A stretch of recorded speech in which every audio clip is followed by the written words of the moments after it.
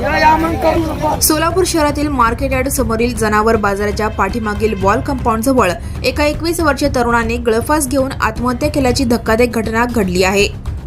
ही घटना आज दिनांक 28 जानेवारी 2026 रोजी 4 वाजण्याच्या सुमारास उघडकीस आली असून स्थानिक भागात खळबळ उडाली आहे।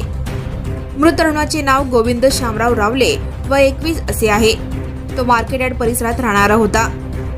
माहितीनुसार त्याने झाडास दोरीच्या सहाय्याने गळफास घेऊन जीवन संपवले। घटनेची माहिती मिळताच जोडभाईपेठ पोलीस तात्काळ घटनास्थळी दाखल झाले।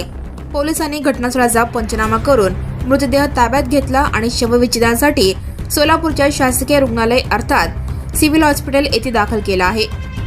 आत्महत्या करण्यामागील नेमके कारण समजलेले नाही। अधिक तपास पोलीस करत आहेत। Subscribe now and press the bell icon.